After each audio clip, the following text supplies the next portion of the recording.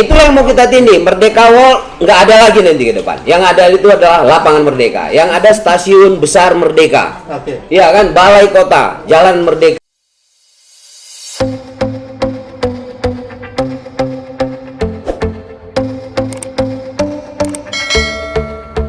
Selamat sore Dongan Kombur. Kita kembali Kombur di Mandoko.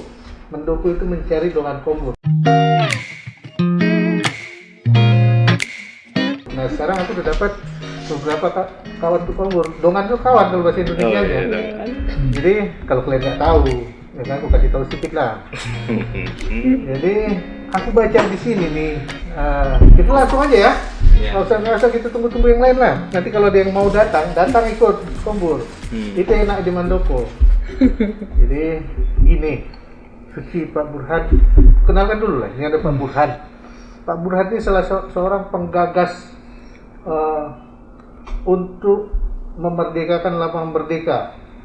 Dan Suci bagian dari tim hukum Pak Burhan. Jadi aku baca nih Pak Burhan, katanya besok putusan lapangan Merdeka. Betul? Ya, saya kira gitu ya, dari tim hukum yang paling tahu. Iya, betul. Nah, jadi udah panjang urusan jalan kalian ini. Gue rasa kalau udah sampai ke putusan besok. Ya, jalan dalam hal gugatan citizen lawsuit ini tergolong sudah di babak akhir gitu.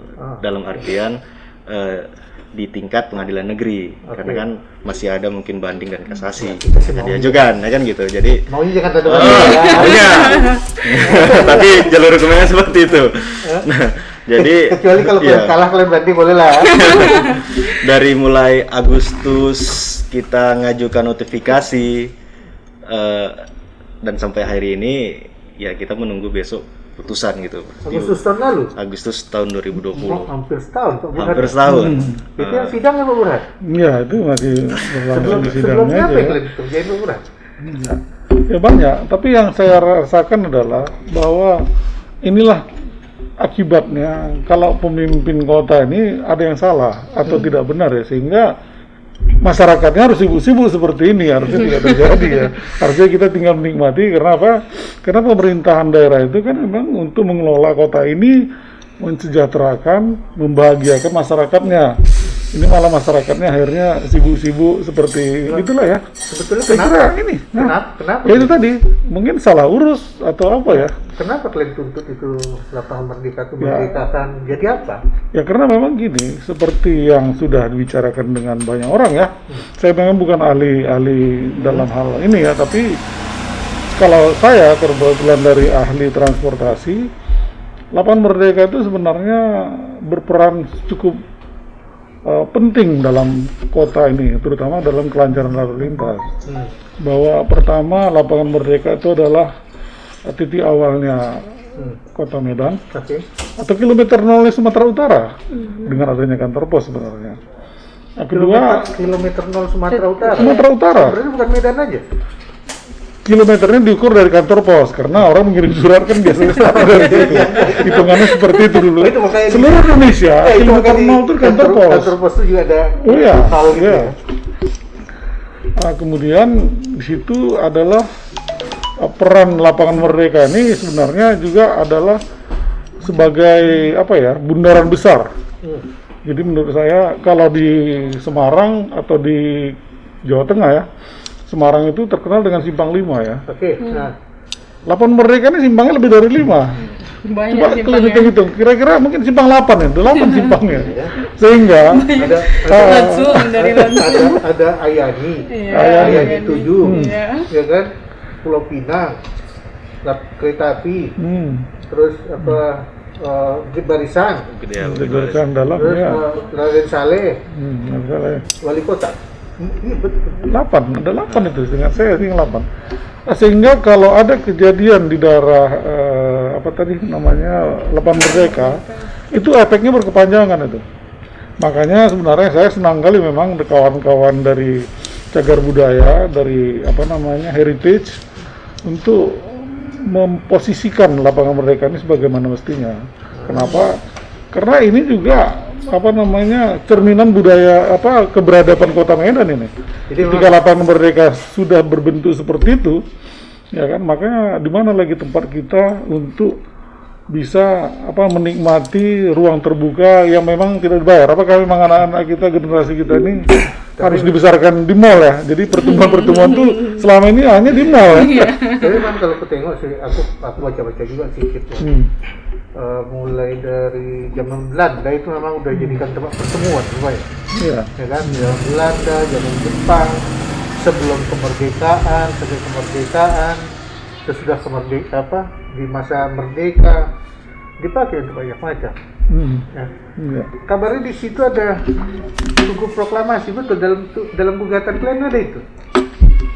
Kalau di dalam gugatan itu salah satu yang kami masukkan di posita gugatan, di dalil gugatan, bahwa ada loh di situ monumen bersejarah. Nah, jadi intinya bahwa dengan adanya monumen bersejarah, dengan adanya pendapat-pendapat dan dari berbagai literasi yang menyatakan bahwa sejarah lapangan mereka itu panjang ya, dalam hal ini penting untuk ilmu pengetahuan.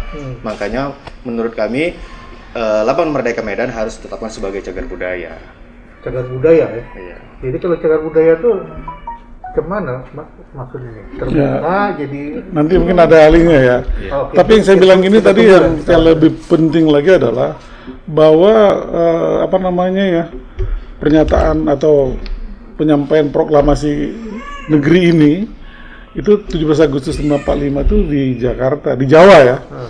Nah, kemudian memang ketika itu rasanya masyarakat masih belum persis tahu. Dan penyemaraan atau melaksanakan semacam pertemuan yang demikian disambut dengan gegap gempita oleh masyarakat di luar Jawa itu adanya di Lapangan Merdeka.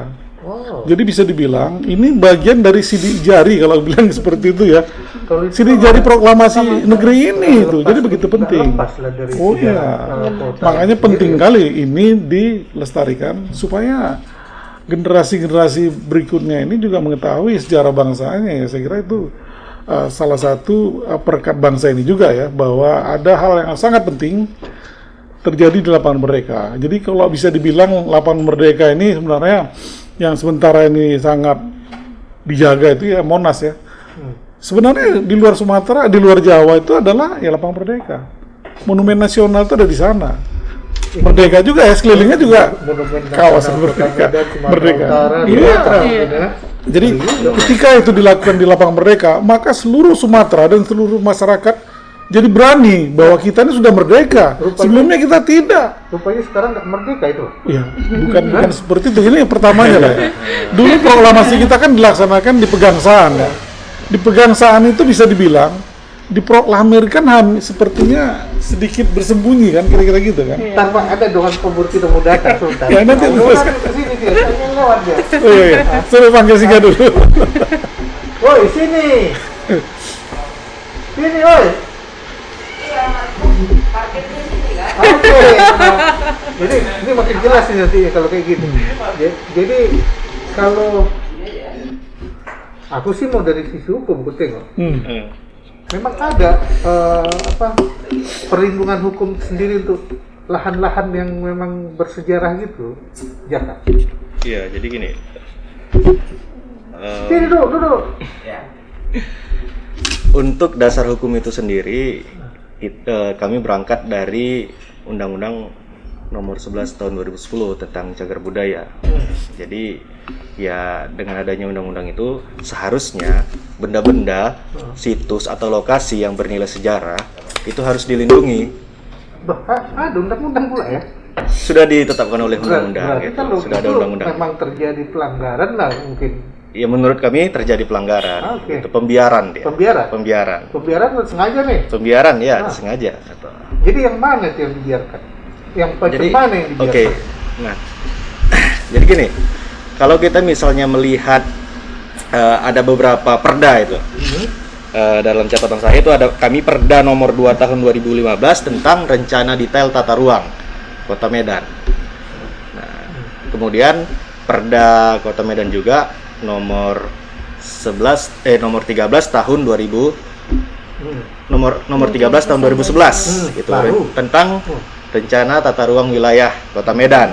Nah, di dalam kedua perda itu gitu, telah ditetapkan beberapa cagar budaya, wilayah-wilayah cagar budaya. Oke. Gitu, kita sebut saja salah satunya Kesawan, kereta api, kemudian kantor pos, kemudian hotel apa yang di depan Lapangan Merdeka.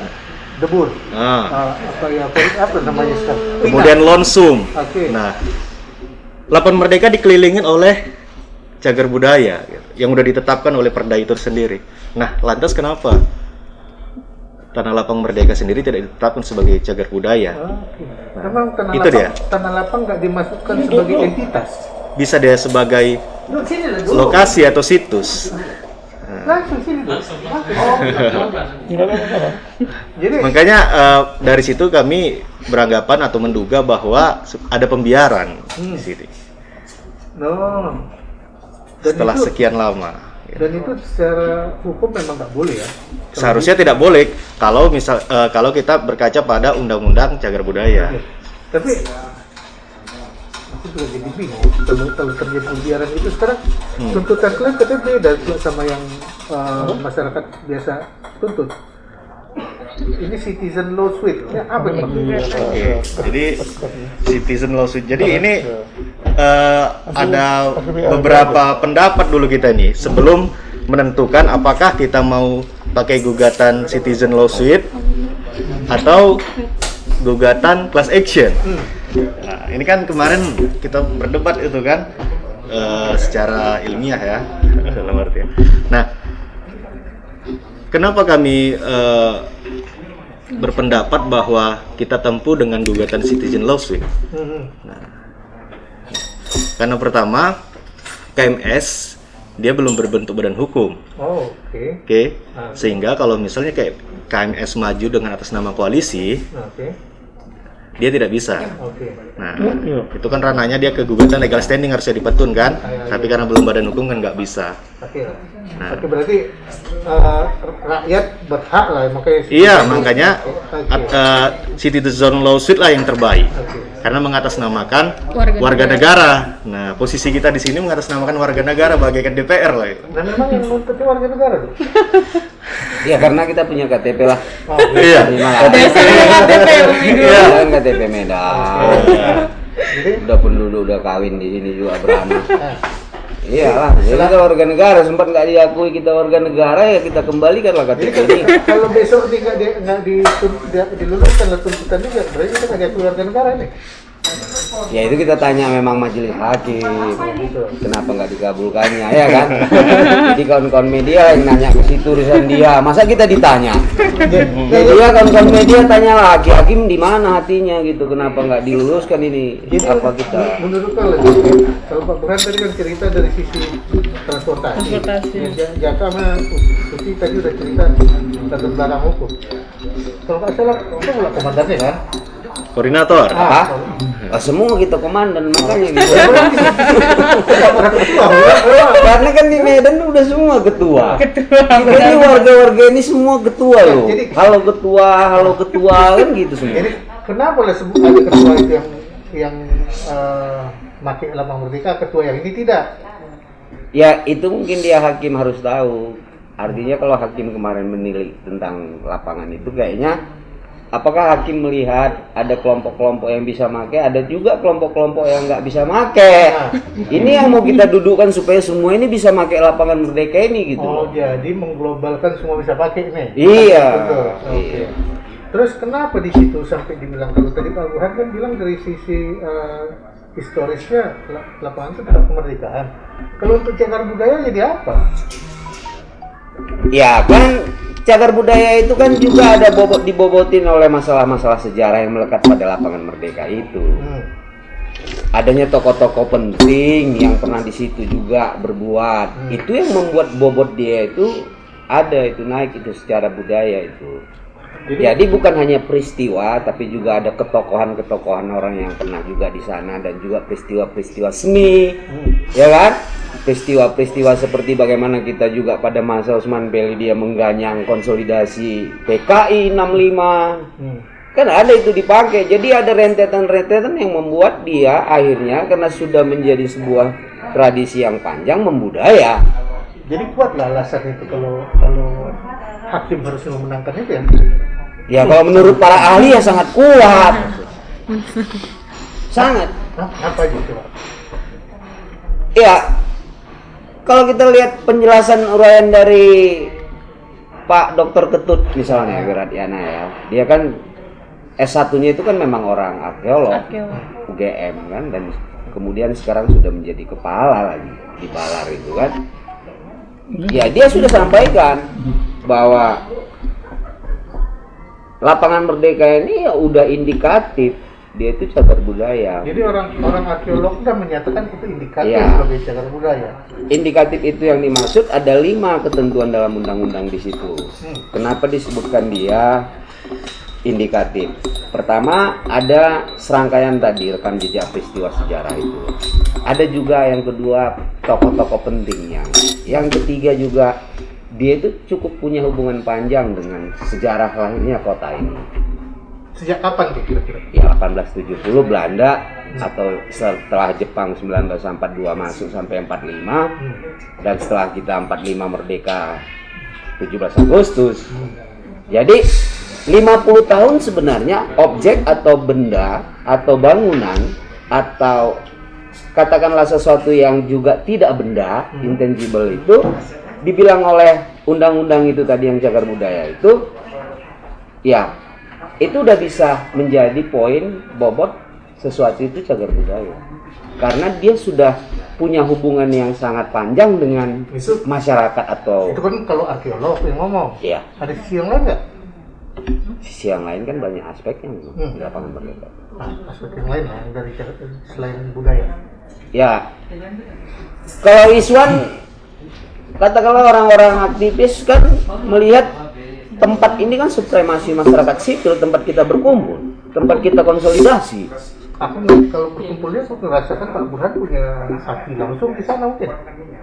Ya Pak, masa muda lo pernah punya. Oh ya, jadi gini, lapangan ini juga seperti dulunya dibuat, itu merupakan satu tempat yang menjadi kebutuhan satu kota. Dalam tempat semua masyarakat berinteraksi. Tapi sekarang kenyataannya itu kan hanya bisa digunakan untuk kalangan-kalangan terbatas. Makanya inilah salah satu diperjuangkan supaya ini dikembalikan seperti semula menjadi ruang publik. Itu ruang publik. Aku jadi ingat Pak. Tahun-tahun 80-an, 80-an 90-an, lupa aku ya. Aku masih nengok di situ anak-anak muda remaja. Masih asik di situ, ada yang main sepatu roda, ada yang atletik, ada segala macam. Memang ada zaman itu. Oh, zaman itu ada. Kebetulan saya mengalaminya ya. Saya masih remaja juga di situ dulu seperti itu.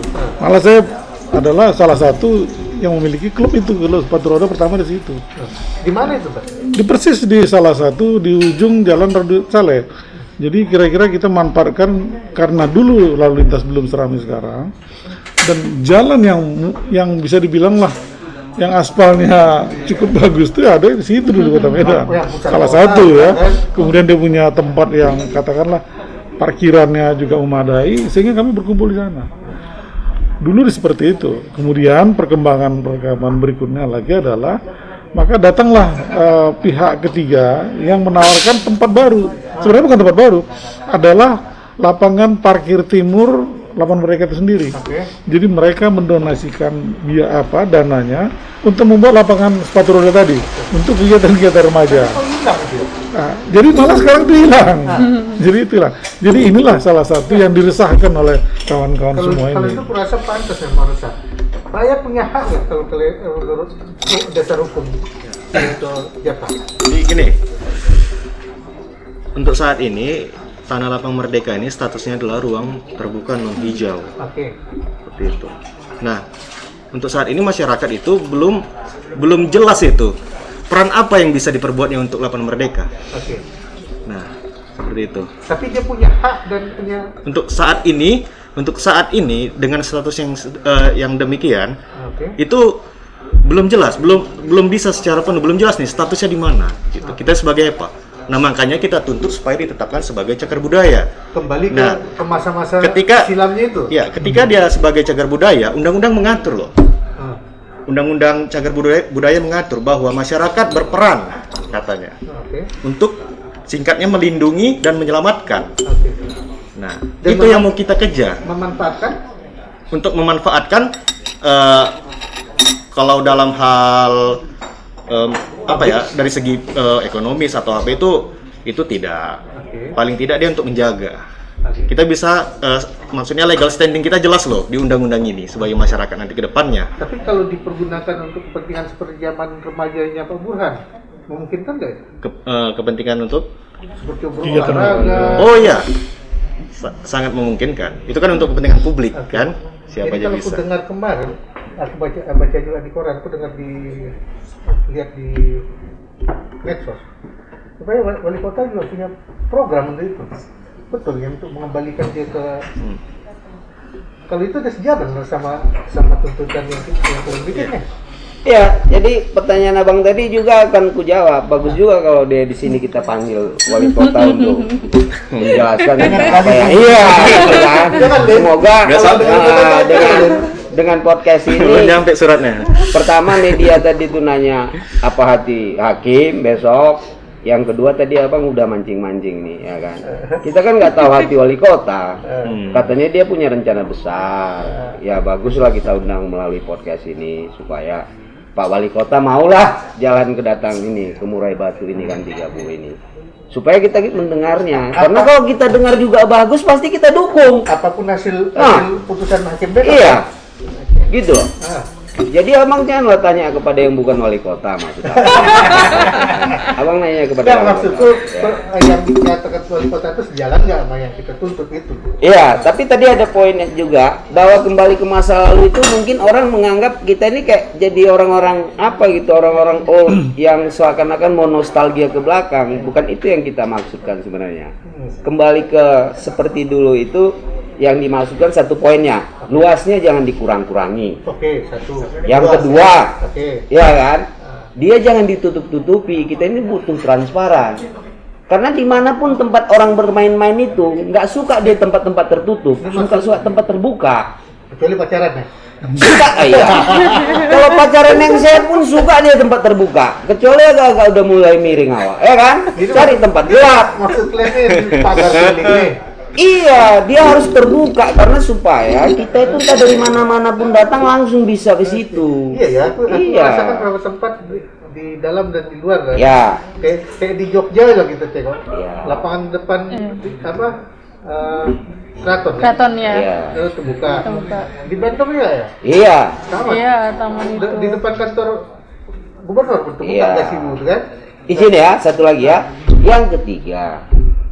Jadi elemen penanda lapangan merdeka itu trembesi itu memang sudah dipikirkan jauh-jauh hari. Itu elemen yang udah dipikirkan perencana kota bahwa itu usianya juga bisa sampai 500 tahun. Aku tengok udah banyak. Kan sudah banyak. Arti kita bilang itu tadi bahwa kembali ke semula itu supaya trembesi yang menyejarah ini juga harus disuburkan lagi dia. Jadi kalau kita tengok trembesi yang sekarang, udah dipotong-potongnya. Di satu-satunya ya. Bahwa kota ini berkembang, bahwa kota ini orang minum kafe seperti ini, ya kan?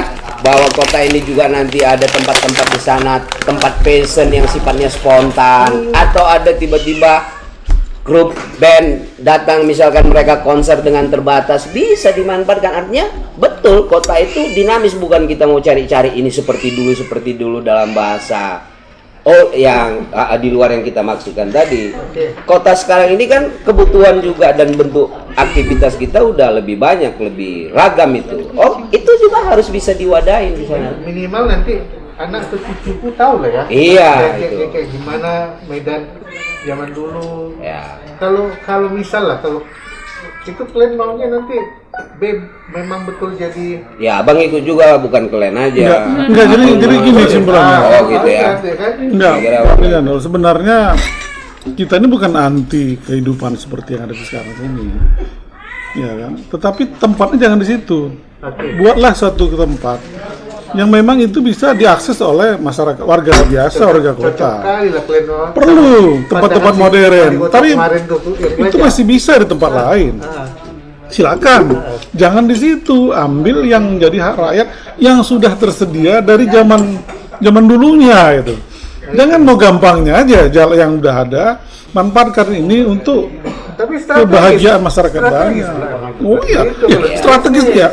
Jadi ya, strategis pun jangan berpikiran hanya bisnis. Bagaimana kebahagiaan masyarakat di sini?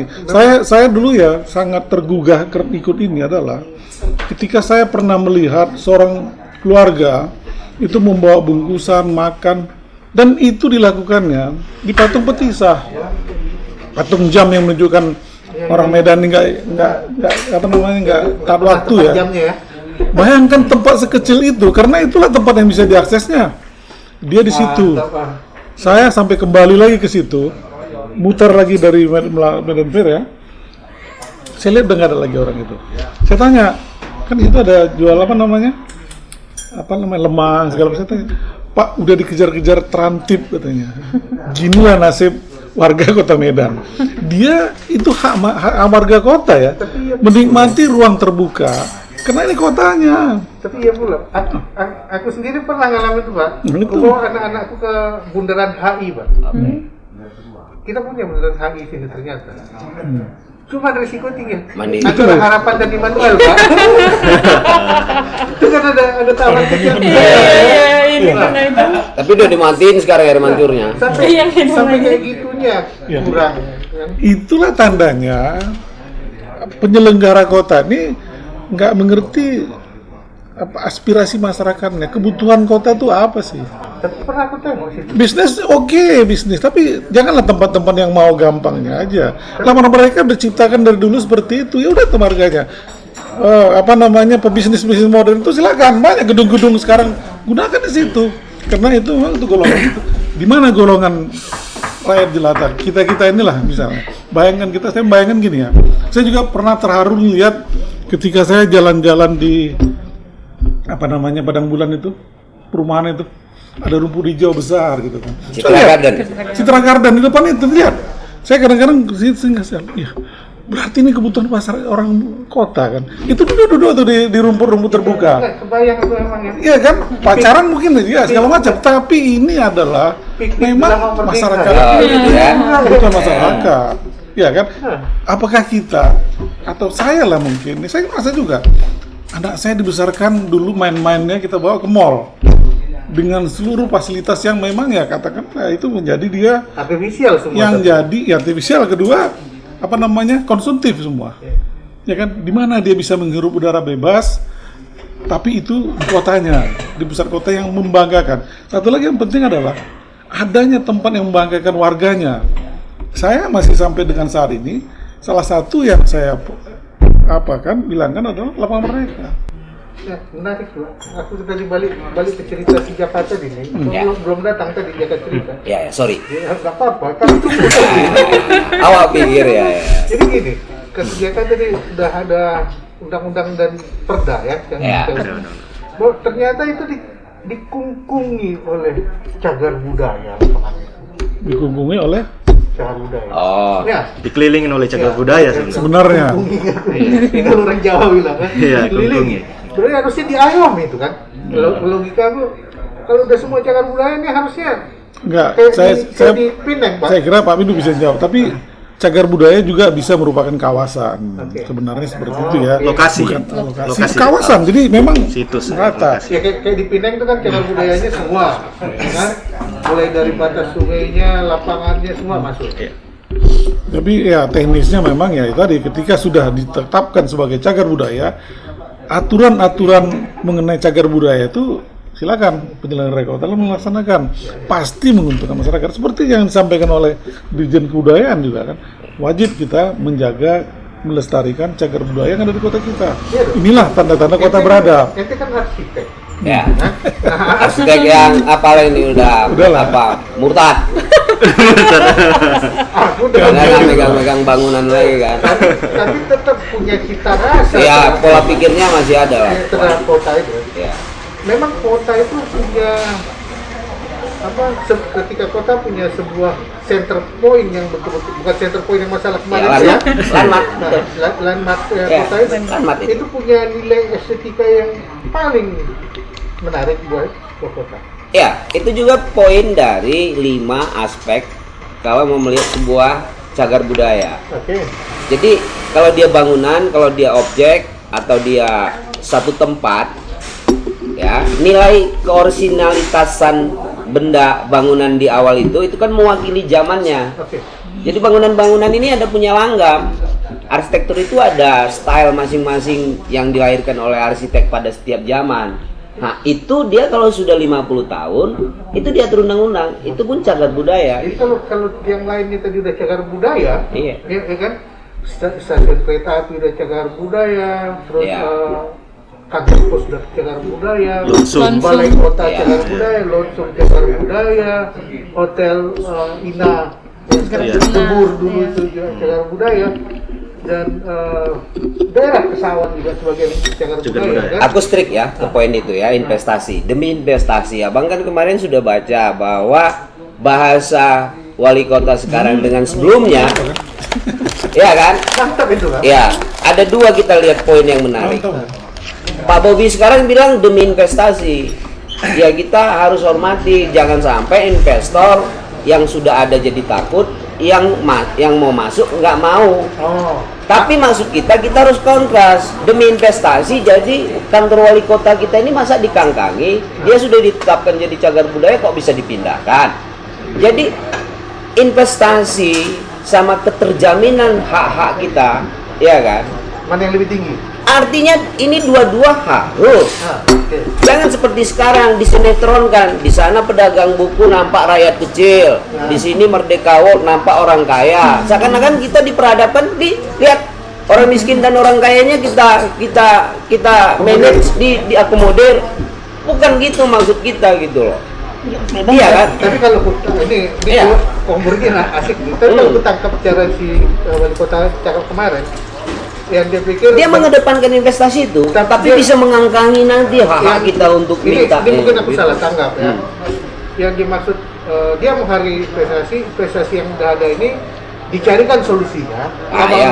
Lama Merdeka itu tetap hadir, itu yang kutangkap. Iya. Syukur-syukur begitu. Syukur-syukur ya kan? begitu. Nah, kalau segitu sejalan lah.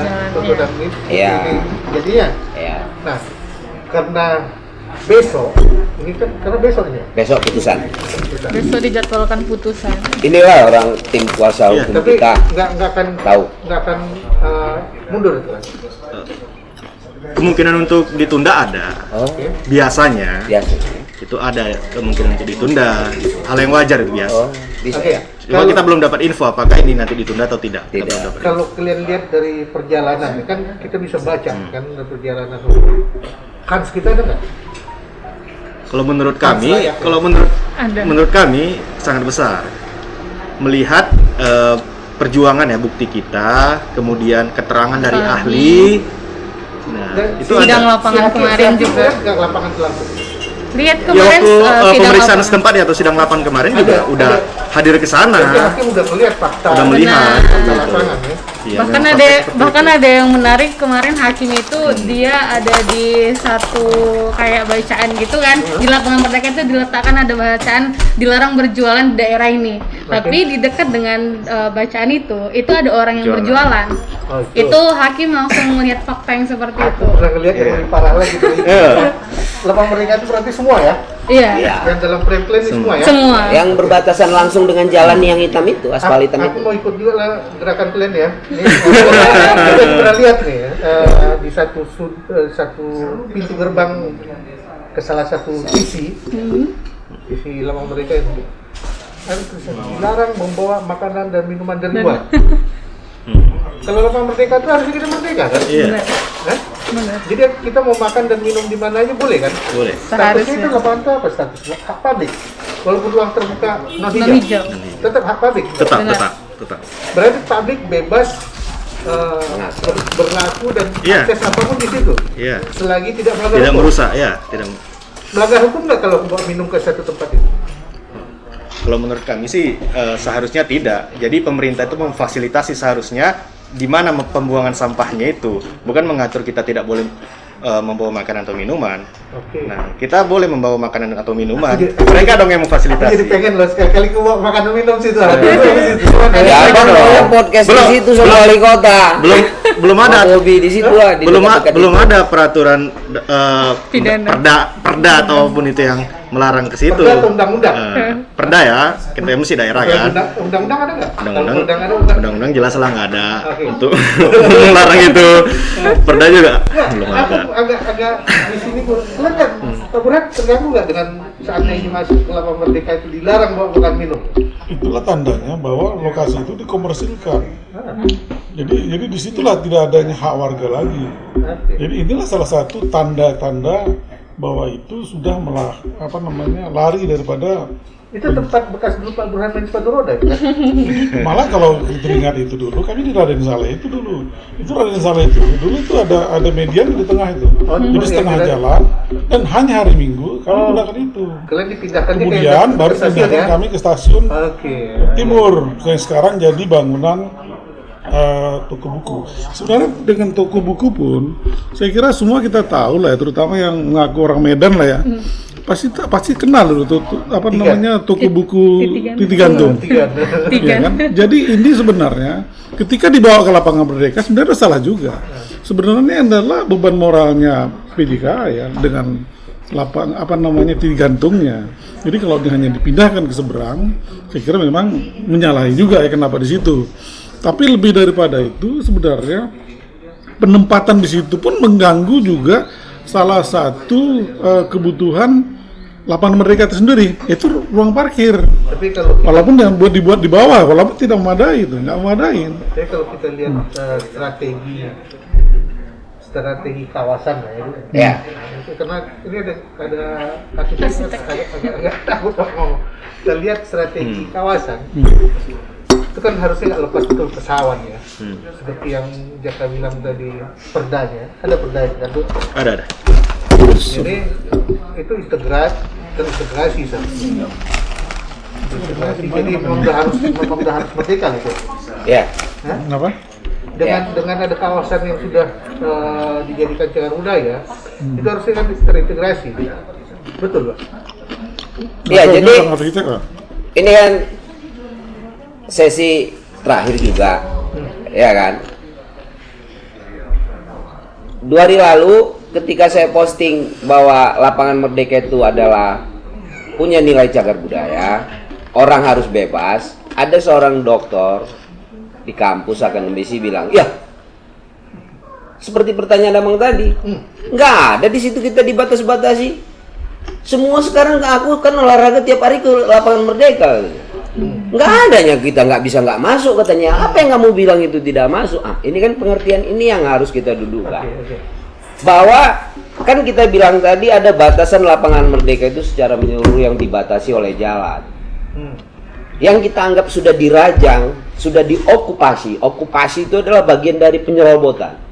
Itulah dia keempat sisi yang ada sekarang ini, gitu loh. Yang ketiga, ya kan, bukan sekarang orang tidak bisa masuk ke Lapangan Merdeka, itu semua orang bisa, gitu loh. Tetapi Lapangan Merdeka itu udah, kalaupun bahasa provokasinya diperkosa. Bagian Lapangan Merdeka yang tersisa ya. Gitu loh ya kan. Jadi ini harus duduk. Jadi saya bilang, saya nggak mau jawab karena saya tahu apakah ini umpan saja atau gimana gitu ya. Tapi kan kita sudah mau menjelaskan panjang bahwa ada kerusakan sudah sebenarnya yang terjadi pada Lapangan Merdeka secara fisik maupun secara esensi dia, bahwa itu adalah sebuah lapangan, bukan lapangan bola memang. Di mana ada di lapangan bola ini ada satu benda bangunan, itu prinsipnya sama dengan square, plaza, beda dengan alun-alun. Kalau di ini aku Tidak boleh ada tempat bangunan. yang pernah aku lewati aja lah ya. Ya, Kayak di Kuala Lumpur itu dataran Merdeka. misal, Ya. Terus kalau di Amerika itu The Mall, misal, ya kan? Kalau kita masuk ke Jakarta, Monas. ya, Tapi Monas ada bangunannya. Tapi itu karena monumen ya. monumen itu. Monas itu adalah square terbesar di dunia. Makanya Jakarta itu adalah satu kota yang punya skala internasional karena 7.500 square terbesar di seluruh dunia. Bisa cari itu. Ya, beda dengan PAS. Itu yang terbesar di Amerika. Ya kan? Itu dia memang ada hijau kayak taman, ada elemennya juga. Jadi kalau dia satu hamparan square kayak Plaza, bahwa Monas itu terbesar di dunia saat ini, 7.500 hektar. Lapangan Merdeka ini 4,8 hektar. Jadi mencapai 5 hektar tadi. Poin kita adalah ya kan di situ bahwa ini kan satu keunikan buat Kota Medan. Dia sudah menjadi ikon, ya kan? Begitu juga nanti rentetannya dengan alun-alun Istana Maimun dan juga Balai Kota. Inilah yang kita sebut kawasan cagar budaya. Itu menarik. Kawasan budaya ikon memang harus bebas itu. Iya. Ikon. Iya. Kalian kenal itu sebagai tandanya Kota Medan atau bukan? Ya makanya melalui podcast ini supaya ini semakin jelas. Supaya kita ingin menyampaikan yang sudah ditindih ini, yang sudah ditindih dalam reformasi ini tadi, iya, supaya dia buka. Mandoko itu ada tanda itu, ya kan? Ya. Tanda itulah tempatnya. Arah itu di sana. Ya. Itulah yang mau kita tindih. Merdeka Wall nggak ada lagi nanti ke depan. Yang ada itu adalah lapangan Merdeka. Yang ada stasiun besar Merdeka. Oke. Ya kan, Balai Kota, Jalan Merdeka kalau bisa. Kan kita mengusulkan itu supaya itu Jalan Soekarno-Hatta, ya kan? Jadi untuk memperkuat bahwa ini adalah satu kawasan cagar budaya. Karena memang Ya. proklamasi kemerdekaan pertama di luar Jawa atau pertama di Sumatera itu di sana. Betul. Yang ketiga. Dengar ya. Yang ketiga. Yang ketiga. Ya, yang pertama kali aku baca terakhir itu 28 Agustus bendera pertama itu di Blang Padang naik secara terbuka. Ya. Oke. Setelah dipegang Pegangsaan Timur tanggal 17 Agustus. Itu kan kecil 80 ya kan? Pegangsaan Iya. Padang. Baru habis itu masuk di Monas tanggal 9 September. Monas. Ya, Oke. baru 6 Oktober di Lapangan Merdeka. Berarti memang jejak itu jelas ya. Iya, jejak. Ya. Jadi nggak boleh dihilangkan jejak itu. Iya. Jejak. Jadi gini, Rekam jejak sisik. apa namanya, pencetusan proklamasi dan hal-hal yang lain lah yang berkaitan dengan itu, memang mungkin bukan yang kedua ya, tetapi ini adalah kegiatan yang menyatakan kita merdeka yang disambut antusias sebanyak-banyaknya orang, dan setelah itu kita ini Ada semua nggak itunya monumen ini Sat? ada. Ya, makanya salah satu lagi yang diinginkan adalah ini menjadi situs proklamasi juga. Karena ketika itu menurut dari para sejarawan ya, itu kira-kira radius orangnya datang itu sampai dengan Istana Maimun ya. Menurut Pak, bagaimana ramainya? Ketika proklamasi kita pun hanya dilakukan berapa orang, gelintir orang di Pegangsaan Oh, jadi waktu Timur di Medan waktu itu ya. segitu Ya, melimpahnya. inilah yang membuat kita berani bahwa kita udah merdeka. Berarti memang- Itu dilakukan di tahun memang merdeka. betul rombongan Kombur. Memang merdeka itu di sana lebih merdeka daripada tempat lain. Jadi bukan sekedar Jadi memang dia harus merdeka. Jadi kalau nggak merdeka dia, ya kan, nggak ada Medan. Jadi sampai sini dulu kita Kombur, kita jumpa lagi di Kombur berikutnya. Mandoko berikutnya kita tunggu siapa dong kita lagi. Sampai ketemu di acara berikutnya. Assalamualaikum.